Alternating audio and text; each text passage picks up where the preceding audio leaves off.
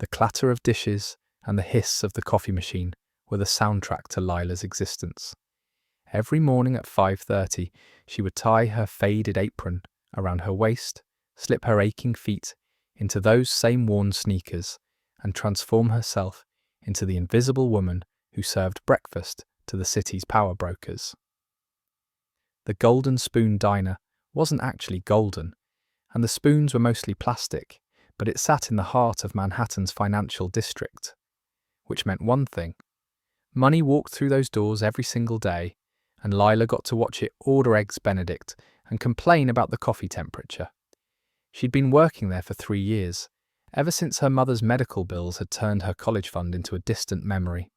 Architecture school had been the dream. Now her blueprints were limited to memorizing which regular wanted their toast barely warmed, and who needed their orange juice, freshly squeezed. Not from the carton that had been sitting in the walk-in cooler since Tuesday. But Lila had learned something valuable in those 3 years of serving the wealthy and powerful. Rich people weren't careful with their belongings. They dropped credit cards, left behind expensive pens, and sometimes, if you were really paying attention, they revealed secrets that could change everything. It was a Tuesday morning in October when Pierce Blackstone walked into her life. Not that she knew his name at first. To her, he was just Table 7, the guy in the perfectly tailored charcoal suit who ordered black coffee and wheat toast, hold the butter. He had the kind of presence that made other customers glance over, the way people instinctively look toward money and power. His hair was silver at the temples, his watch was understated but probably worth more than Lila's annual salary, and when he spoke, even his quiet "thank you" carried weight. He came in every Tuesday for 6 weeks, always alone, always polite, always leaving exactly 20% on a $12 breakfast. Lila noticed these things because not the service icing was survival in industry. You learned to read people, to anticipate their needs, to become invisible when they wanted privacy and attentive when they needed something. What she didn't notice, at least not at first, was the ring. It was tucked into the corner of the booth where he always sat, wedged between the cracked vinyl seat and the wall.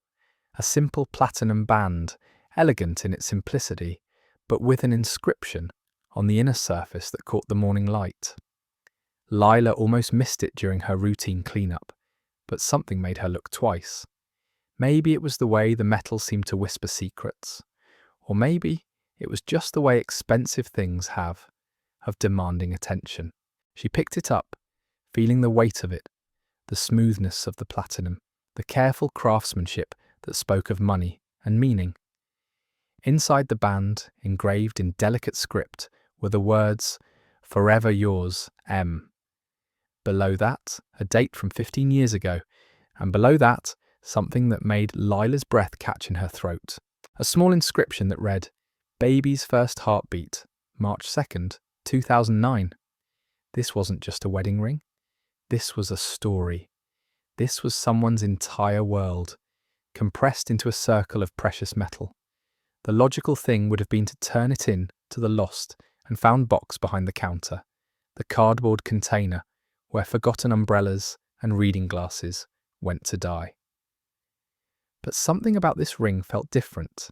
It felt urgent, important, like it was meant to find its way back to someone who desperately needed it. Lila slipped the ring into her apron pocket and finished her shift, the weight of it pressing against her hip with every step. She'd return it tomorrow when Table 7 came in for his usual Tuesday breakfast. Simple plan, clean execution, no drama. Except Pierce Blackstone didn't come in the next Tuesday, or the Tuesday after that. By the 3rd Tuesday, Lila was starting to panic. She'd held on to this ring for 3 weeks, and the man who'd lost it had vanished completely. She asked her manager, Tony, if anyone had called about lost jewellery. She checked with the other waitresses to see if they remembered the quiet man in the expensive suit. Nothing. It was Maria, the evening shift veteran who'd been working at the Golden Spoon since the Clinton administration, who finally gave her the breakthrough she needed. You talking about the silver-haired guy? Real quiet, always left good tips. Maria was wiping down the counter with the methodical precision of someone who'd performed the same motion 10,000 times. Yeah, I remember him. Someone told me he was some big shot businessman. Pierce something. Blackstone, I think. Pierce Blackstone. The name hit Lila like a physical force. She knew that name. Everyone in the city knew that name. He wasn't just some businessman. He was the businessman.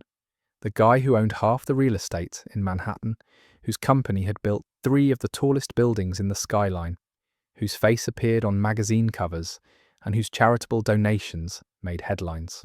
And somehow, this titan of industry had been eating breakfast at their little diner every Tuesday, sitting in booth 7 like any other customer, leaving his wedding ring behind like any other distracted husband. The weight of the ring in her pocket suddenly felt enormous. This wasn't just a piece of jewellery anymore.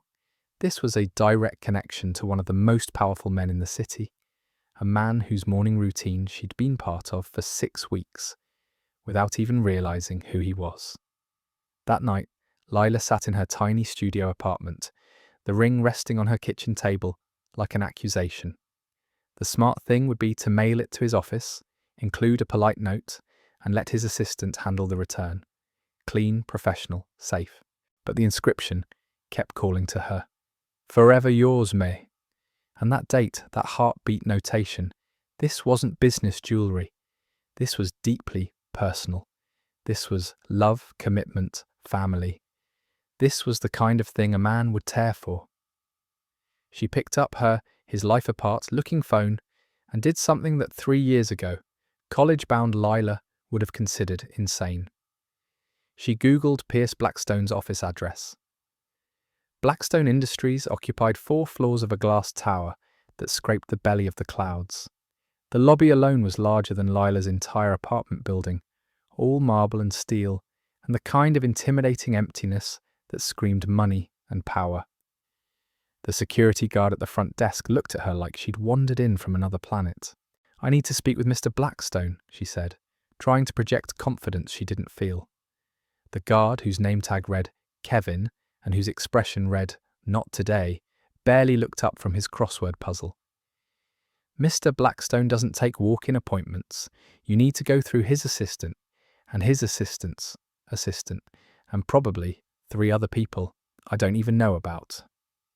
Lila reached into her purse and pulled out the ring. She set it on the marble counter between them, and Kevin's entire demeanour changed. His eyes went wide, his crossword forgotten. "Where did you get that?" he asked, his voice dropping to a whisper. "He left it at the diner where I work. I've been trying to return it for 3 weeks." Kevin stared at the ring like it might explode. Then he picked up his phone and made a call that consisted mostly of, "Yes, sir," and "Right away, sir," and "She's got the ring, sir." Within 5 minutes, Lila found herself in an elevator, shooting toward the 32nd floor. Her reflection multiplied in the polished steel walls, her heart hammering against her ribs like a caged bird. She was about to meet Pierce Blackstone, one of the most powerful men in the city, to return a wedding ring that clearly meant more to him than she could possibly understand. The elevator doors opened onto a reception area that looked like it had been designed by someone who'd never heard of the concept of too much money.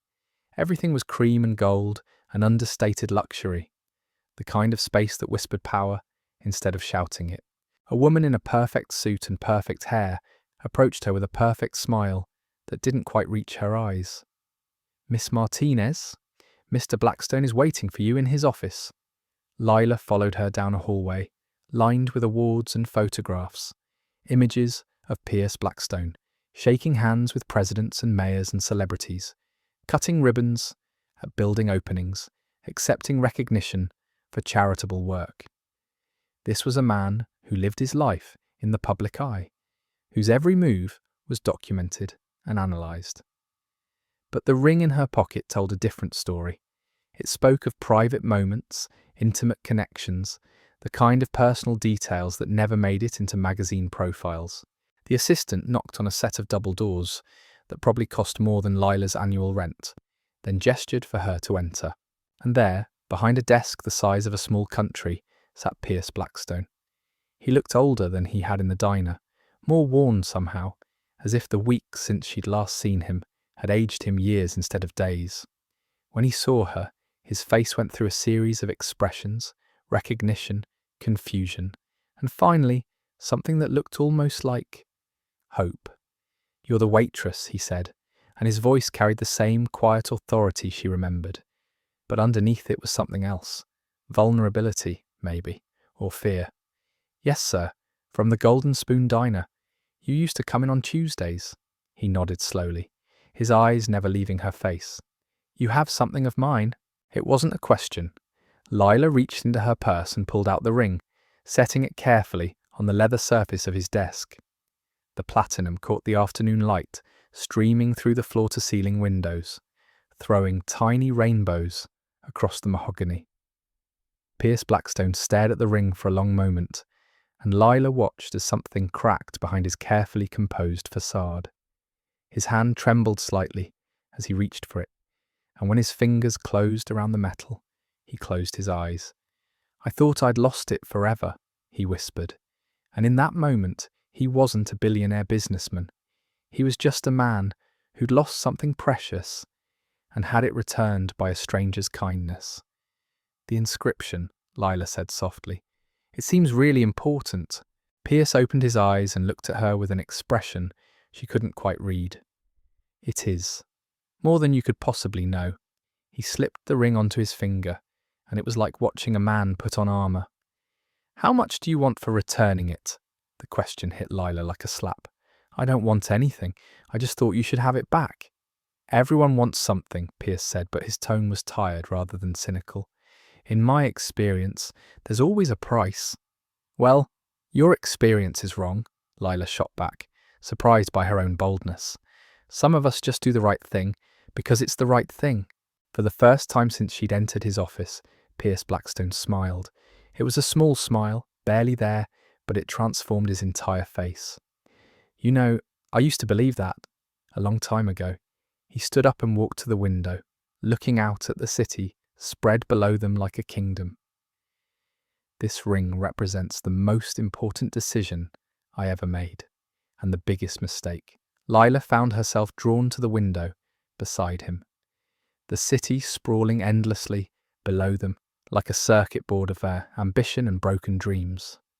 From this height, the people looked like ants, and she wondered if this was how Pierce saw the world every day. Distant, manageable, controllable. "What kind of mistake costs 15 years?" she asked, her voice barely above a whisper. Pierce was quiet for so long that Lila thought he might not answer. When he finally spoke, his words carried the weight of years of regret. "The kind that destroys the people you love most." He turned the ring on his finger, the platinum catching the afternoon light. "M stands for Margaret. My wife. Was my wife." "Was?" "She died 3 years ago. Cancer." The word fell between them like a stone into still water. "But our marriage ended long before that. The ring, the inscription, about the baby's heartbeat. That was from when we found out she was pregnant with our daughter. We were so happy, so naive. We thought love could survive anything." Lila felt something cold settle in her stomach. What happened? Pierce walked back to his desk, but he didn't sit down. Instead, he opened a drawer and pulled out a photograph. Even from across the room, Lila could see it was a family portrait. A younger Pierce with his arm around a beautiful blonde woman, and between them, a little girl with pigtails and a gap-toothed smile. "I chose this," he said, gesturing to the office, the view, the empire surrounding them. "I chose building an empire over building a family. I chose board meetings over bedtime stories. I chose success over the people who made success meaningless." "But you kept the ring all these years." "Guilt is a powerful motivator." Pierce's laugh was hollow, bitter. "Margaret filed for divorce when Emma, our daughter, was 7. She said she was tired of being married to a ghost, tired of explaining to Emma why Daddy was never home for dinner, never there for school plays, never present, even when he was in the same room." Lila watched him carefully, seeing the way his shoulders curved inward, as if he were protecting himself from his own memories. "Where are they now?" "Your ex-wife and daughter. Margaret died believing I never truly loved her. And Emma." Pierce's voice cracked slightly. "Emma hasn't spoken to me in 2 years. She's 20 now, in college. She sends my birthday cards back unopened. My Christmas gifts get donated to charity. She's made it very clear that Pierce Blackstone, the businessman, is not welcome in her life. The silence that followed was deafening. Lila found herself thinking about her own father, how he'd worked double shifts at the construction company to pay for her mother's treatments, but still made it home every night for dinner. How he'd never missed a school event, never chose work over family, even when money was tight. "Why did you stop coming to the diner?" she asked. Pierce looked surprised by the question. "Margaret's death anniversary was 3 weeks ago. I couldn't face another morning pretending to be normal. The ring slipped off my finger that last Tuesday. I'd lost weight, stress, grief. When I got home and realized it was gone, I felt like I was losing her all over again. But you didn't come back to look for it."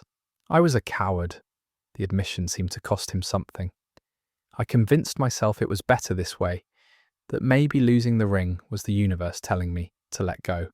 But I couldn't sleep, couldn't eat, couldn't focus on anything." My assistant threatened to stage an intervention. Lila moved closer to the desk, studying the family photograph he'd set down. The little girl in the picture had Pierce's eyes but her mother's smile, bright and unguarded in the way children's smiles are before the world teaches them caution. "She looks like you," Lila said softly. "Emma got my eyes and her mother's heart, which is probably why she can't stand the sight of me." Pierce picked up the photograph, his thumb tracing the edge of the frame. "Do you know what the cruelest part is? I have enough money to buy anything in this city, but I can't buy back a single moment with my daughter.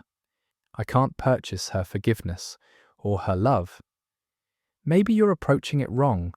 Pierce looked at her sharply. "What do you mean?"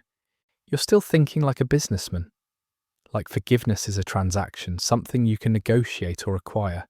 But love doesn't work that way. Love requires something you can't buy, which is vulnerability, honesty, the willingness to be wrong." Lila surprised herself with her boldness, but something about this man's pain called to something deep inside her. "When's the last time you tried to talk to Emma without offering her something? Without trying to fix things with money or gifts?" Pierce was quiet for a long moment, considering her words. "I don't know how to do that anymore. I've been Pierce Blackstone, the businessman, for so long that I'm not sure there's anything else left." "There has to be, or you wouldn't have kept that ring for 15 years. The observation hit its mark. Pierce sank into his chair, suddenly looking every one of his 52 years. "I don't even know where to start." "Maybe start with why you came to our little diner every Tuesday, instead of eating at some 5-star restaurant." Pierce smiled ruefully. "The coffee was terrible, but the atmosphere was real. No one knew who I was. No one wanted anything from me. I could just sit there and remember what it felt like to be ordinary." "So you do remember how to be just Pierce, not Pierce Blackstone?" "I'm not sure anyone would want to know just Pierce. He's been buried under 30 years of business deals and board meetings." Lila found herself thinking about her own buried dreams, about the architecture degree she'd abandoned, the blueprints she'd never drawn. Sometimes the things we bury aren't dead. Sometimes they're just waiting. Pierce looked at her with something approaching wonder. How does a waitress become so wise about life? How does a billionaire become so lost in his own success? She countered. The question hung between them, and Lila realized she'd crossed some invisible line. She was no longer just returning lost property to a customer. She was having a real conversation with a real person, stripped of all the pretense and power dynamics that usually defined interactions between people like them. "I should go," she said suddenly, aware that she'd been in his office for almost an hour. "I just wanted to return your ring." "Wait," Pierce stood up quickly. "I meant what I said earlier about payment. You've given me back something irreplaceable. Let me do something for you." "I told you I don't want anything." "Everyone has dreams, Lila. What are yours?" The use of her name surprised her. She didn't remember telling him what it was, which meant he'd either asked his assistant or paid attention to her name tag during all those Tuesday mornings. The thought that Pierce Blackstone had noticed her name, had remembered it, was oddly touching. "I wanted to be an architect," she heard herself saying. Before my mum got sick, before the medical bills, before everything changed, I wanted to design buildings that would outlast me. Pierce nodded slowly, understanding flickering in his eyes. Dreams deferred are still dreams. Some dreams have expiration dates. Do they? Or do we just convince ourselves they do because it's easier than fighting for them? The question caught Lila off guard. She'd spent 3 years telling herself that her dreams were over, that she'd missed her chance, that life had made the decision for her. But sitting here, in this office that represented everything she thought she could never have, she wondered if she'd given up too easily. "Why are you being so kind to me?" she asked. "Because you were kind to me first. Because you returned something precious without asking for anything in return. Because you've reminded me that there are still good people in the world." Pierce paused, seeming to wrestle with something. "And because talking to you is the first time in 3 years that I've felt like a human being instead of just a business entity." The honesty in his voice was startling. Lila found herself seeing him not as the intimidating billionaire from magazine covers, but as a lonely man who traded everything meaningful for success and was only now beginning to understand the true cost of that bargain. "What are you going to do about Emma?" she asked. "I don't know, but for the first time in 2 years I'm going to try something other than throwing money at the problem." He looked down at the ring on his finger. "Maybe I'll start by telling her the truth about why her mother and I really got divorced. Maybe I'll stop trying to be the perfect father and just try to be her father." "That sounds like a good start." Pierce walked around the desk toward her, and for a moment, Lila thought he might try to hug her. Instead, he extended his hand for a handshake, the gesture formal but somehow deeply meaningful. "Thank you, Lila." "For the ring, for the conversation, for reminding me that some things can't be bought or negotiated." She shook his hand, feeling the weight of the moment. "Good luck with Emma. Good luck with your dreams. And Lila, the offer stands. If you ever decide you want to pursue architecture, I know people. Good people who care more about talent than credentials."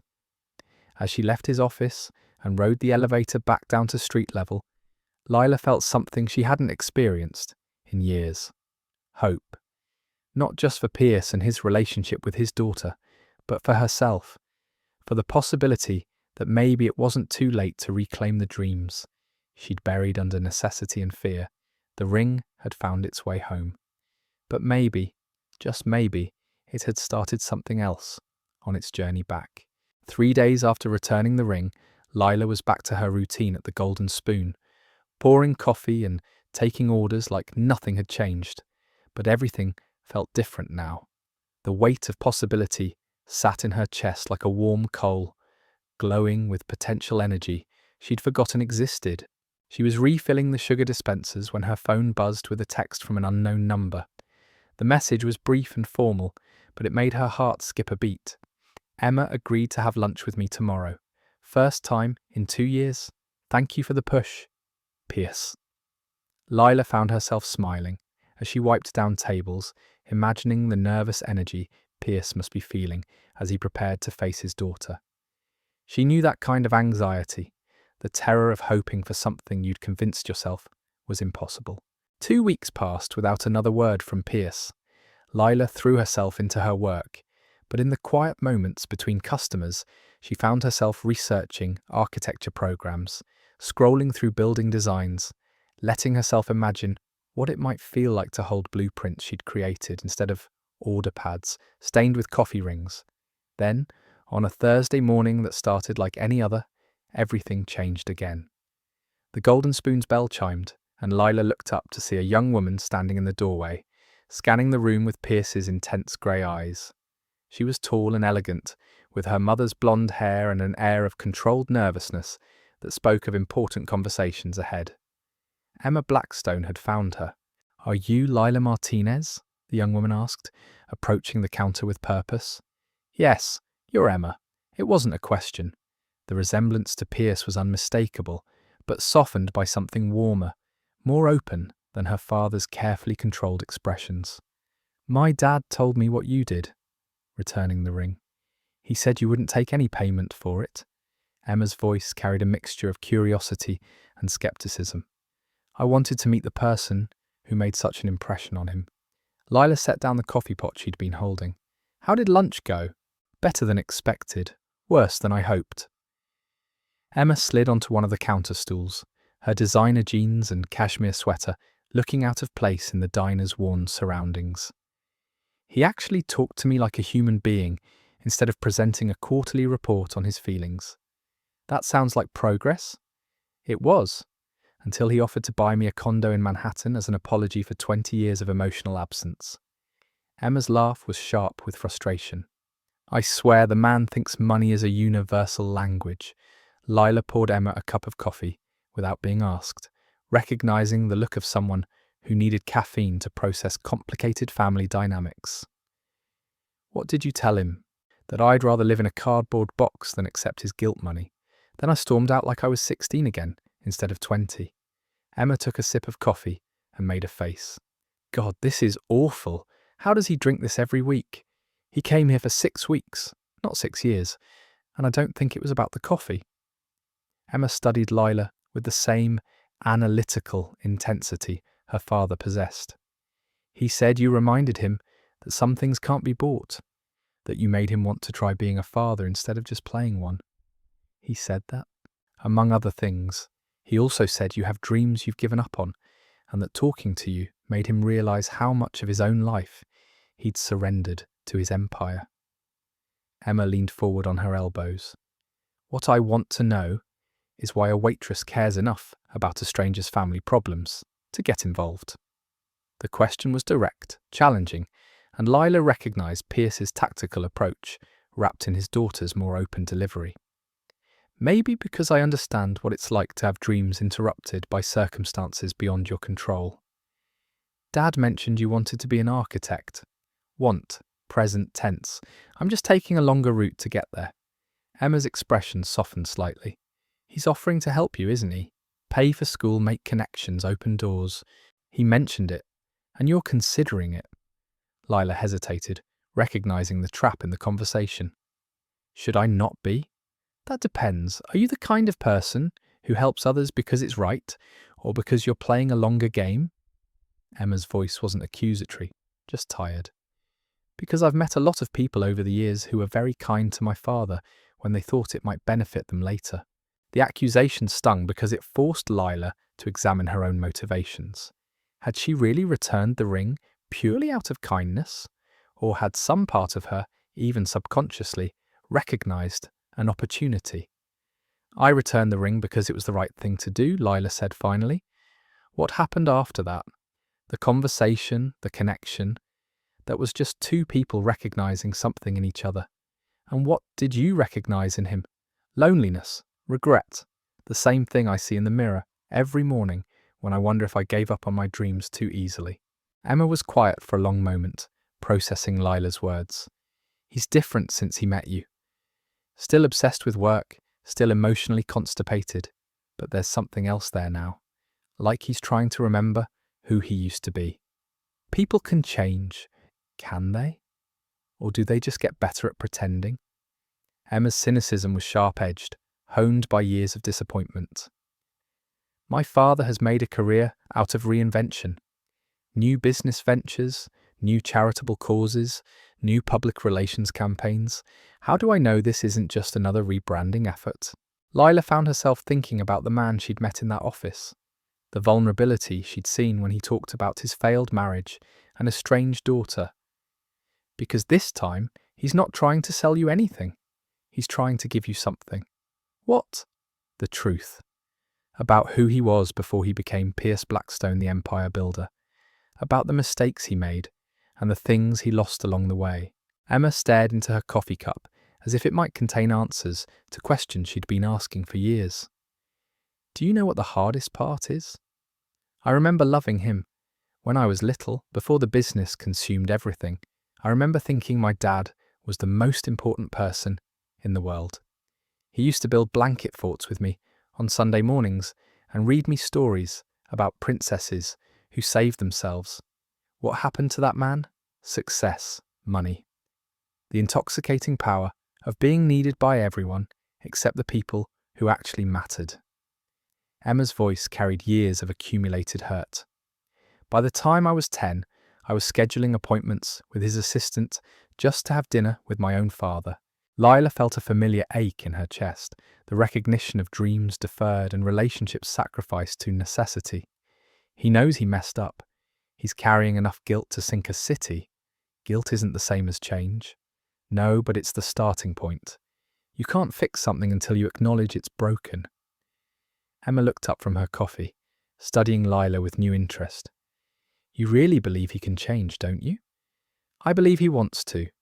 Whether he can follow through, that's between him and you. And what about you? Are you going to take his help with school? The question hung in the air between them, loaded with implications Lila was still working through. I don't know. Part of me wants to prove I can do it on my own. But another part wonders if turning down help out of pride is just another form of self-sabotage. Welcome to the Emma Blackstone dilemma. Do I accept his attempts at reconciliation and risk being disappointed again? Or do I maintain my independence and potentially miss the chance for an actual relationship with my father? They sat in comfortable silence for a moment, two women wrestling with the complicated mathematics of forgiveness and opportunity. The diner buzzed around them with its usual morning energy, but their conversation existed in its own bubble of honesty. Can I ask you something? Emma said finally. Of course. When you were talking to him in his office, did he seem like a father? Or just a businessman trying to solve another problem?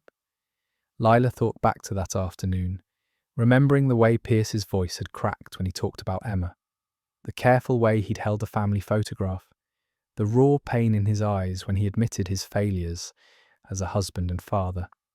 He seemed like a man who'd built walls so high around himself that he'd forgotten how to find the door. But when he talked about you, when he looked at that picture of your family, the walls came down. Just for a moment, but enough to show me that the father you remember is still in there somewhere. Emma's eyes glistened with unshed tears. I want to believe that, but I'm terrified of hoping again. Do you know what it's like to spend your childhood waiting for someone to choose you over their work? To grow up feeling like you're competing with board meetings and business deals for your own father's attention? No, but I know what it's like to feel invisible, to serve people every day who look right through you, who see a uniform instead of a person. Lila reached across the counter and touched Emma's hand gently. The difference is your father sees you now. He's just forgotten how to show it. How can you be so sure?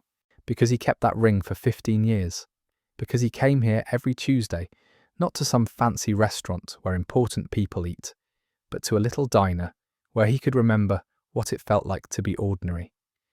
Because when I mentioned your name, his whole face changed. The businessman disappeared, and all that was left was a father who misses his daughter. Emma wiped her eyes with the back of her hand, smearing her carefully applied mascara. God, I'm a mess. I came here to interrogate you about your motives, and instead I'm crying into terrible diner coffee. The coffee really is awful, Lila agreed, making Emma laugh despite her tears. You know what the crazy part is? I've been angry at him for so long that I'd forgotten there might be another way to feel.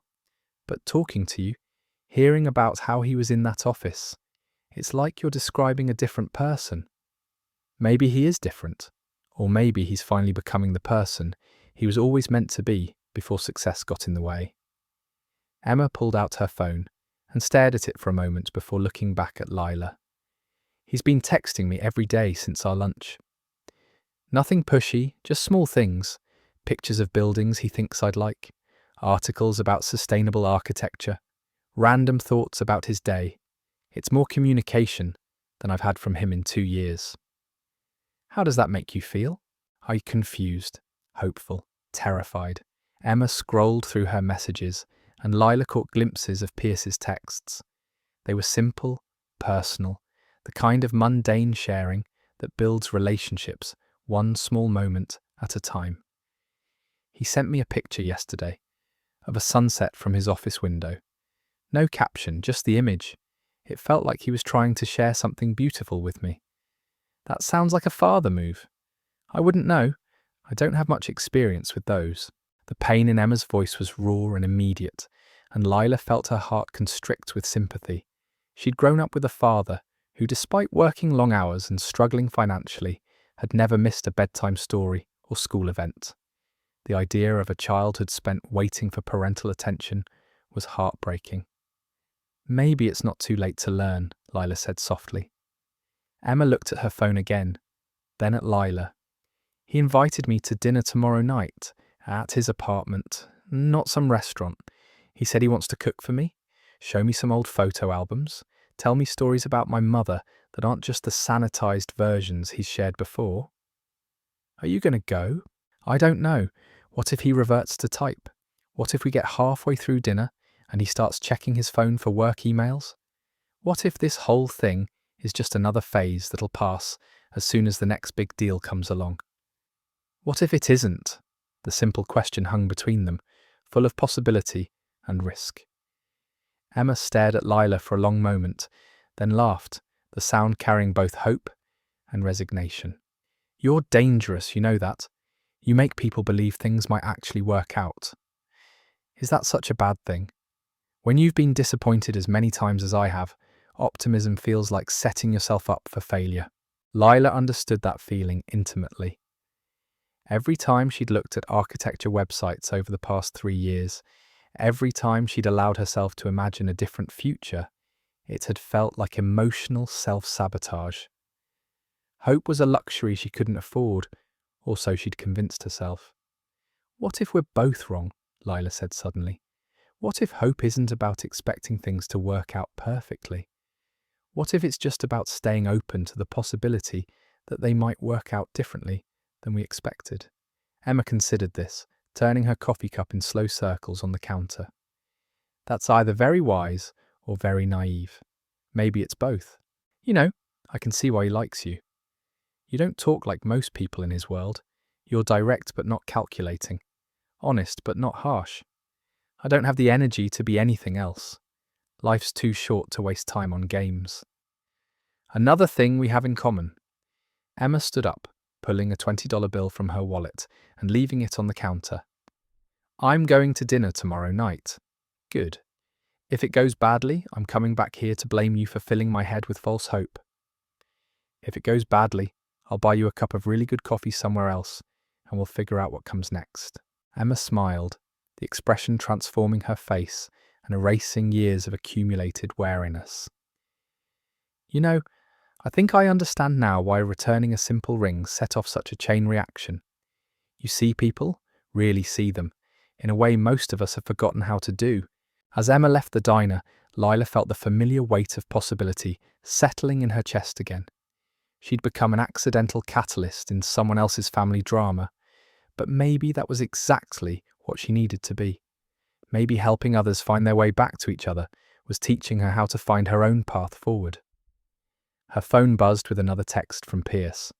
This one was different from his first message. Less formal, more personal. Emma came to see you today. Whatever you said to her, thank you. She agreed to dinner tomorrow night. I'm terrified and grateful in equal measure.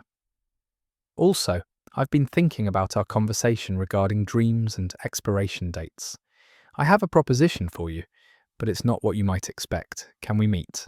Lila stared at the message, her heart racing with anticipation and anxiety. She'd returned a lost ring and somehow found herself in the middle of a family reconciliation, with her own future hanging in the balance. The safe choice would be to stay out of it, to maintain the boundaries between customer and server, to keep her dreams small and manageable. But safety hadn't gotten her anywhere in 3 years. Maybe it was time to try something different. She typed back a simple response. When and where? The next morning, Lila found herself standing outside a small cafe in Central Park, the kind of place where conversations happened in whispers and anonymity was purchased with overpriced lattes. Pierce had suggested meeting somewhere neutral, away from his imposing office and her familiar diner territory. She spotted him immediately, sitting at a corner table with his back to the wall, a habit she suspected came from years of high-stakes business meetings. He looked different in the morning light, more relaxed somehow, as if the prospect of reconciling with Emma had lifted some invisible weight from his shoulders. When he saw her approaching, he stood up, a gesture of old-fashioned courtesy that reminded her this man had been raised in a different era, when manners mattered and handshakes sealed deals worth millions. "Thank you for meeting me," he said, pulling out her chair. "I wasn't sure you'd come. Honestly, I wasn't sure either." Lila settled into her seat, accepting the coffee he'd already ordered for her. Black, no sugar, exactly how she took it during her shifts at the diner. The fact that he'd remembered such a small detail was both touching and slightly unnerving. "How are you feeling about tonight?" "Like I'm preparing for the most important negotiation of my life, except I have no idea what the other party wants or what I'm authorized to offer." Pierce's laugh was nervous, vulnerable in a way that seemed foreign to someone accustomed to commanding boardrooms. "Emma texted me this morning asking if I still have that old photo album from when she was little. I spent 2 hours digging through storage boxes I haven't opened in years. Did you find it?" "I found 17 of them." Apparently, Margaret was quite the documentarian. Every birthday, every Christmas morning, every random Tuesday when Emma lost her first tooth or learned to ride a bike. His voice softened with memory. I'd forgotten how much of their lives I missed while I was busy building my empire. Lila watched him carefully, noting the way his fingers traced the rim of his coffee cup, a nervous habit that seemed at odds with his usual controlled demeanor. "What did you want to talk to me about?" "Your text mentioned a proposition." Pierce straightened in his chair, and for a moment she saw the businessman reassert himself. Then he seemed to catch himself, deliberately relaxing his posture. "Right, the proposition. But first I need to tell you something that might change how you feel about accepting help from me." The serious tone in his voice made Lila's stomach tighten with apprehension. What kind of something? The kind that involves family secrets, corporate scandals, and the reason why I'm so desperate to rebuild my relationship with Emma. Pierce pulled out his phone and showed her a news article dated from 6 months ago. The headline read, "Blackstone Industries under federal investigation for tax evasion." Lila's eyes widened as she scanned the article. "You're being investigated by the government?" "Was being investigated. The case was resolved 3 months ago, but not before it cost me several major contracts and about $2 billion in stock value." Pierce put his phone away, meeting her gaze directly. "The investigation was triggered by a whistleblower inside my company, someone who had access to financial records going back 15 years. Who? My brother David. My younger brother, who I'd trusted with the company's financial operations since he graduated from Wharton." The pain in Pierce's voice was raw, immediate. "Turns out David had been skimming money from client accounts for years, using my signature authority to cover his tracks. When the IRS started asking questions, he decided to frame me for tax evasion rather than admit his own embezzlement." Lila felt like the ground was shifting beneath her feet. "Your own brother betrayed you? Family loyalty, as it turns out, has its limits when faced with potential prison time."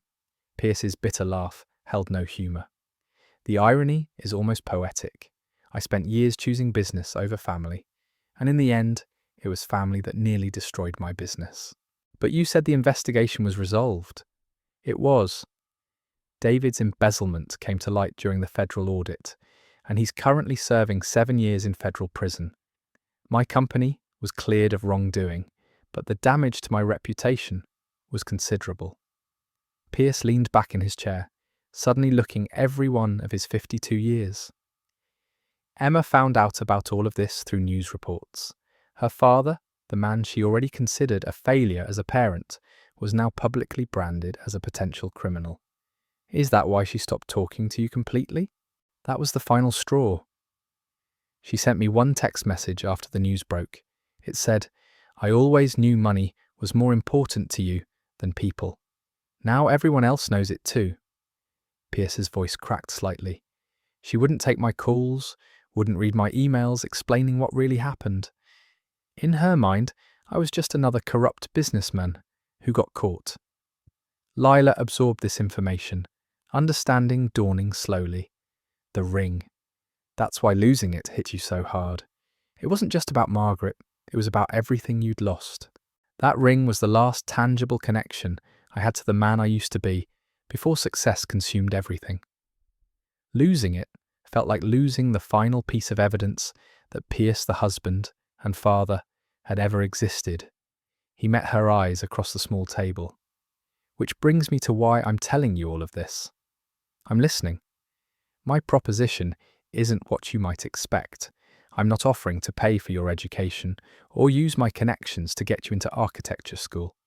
Those offers still stand if you want them, but that's not what I'm proposing. Lila felt a mixture of relief and curiosity. Then what are you proposing?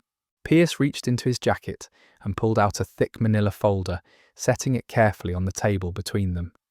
I'm proposing a partnership. A real one. With real stakes and real consequences. What kind of partnership?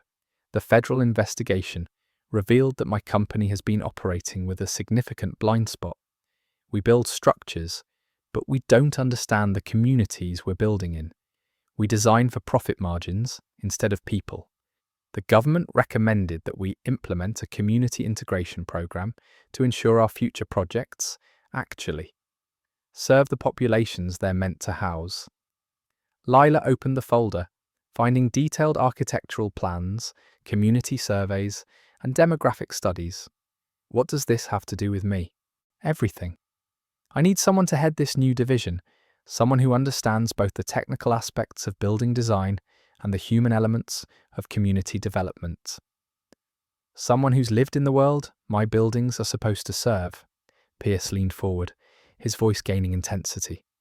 I'm not offering you charity, Lila. I'm offering you a chance to build something meaningful while finishing your degree. Full salary, full benefits, and full creative control over how we approach community-centered architecture.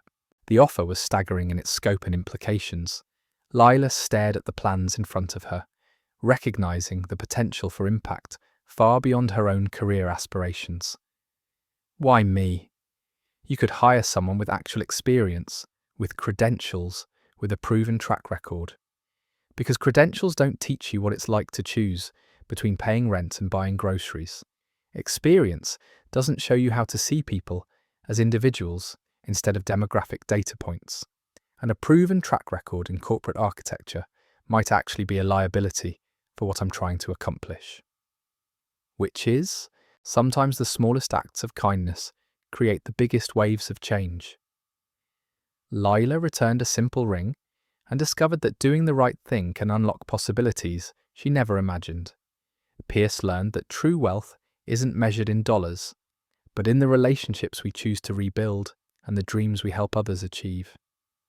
Their story reminds us that we're all one moment of courage away from transforming not just our own lives, but the lives of those around us.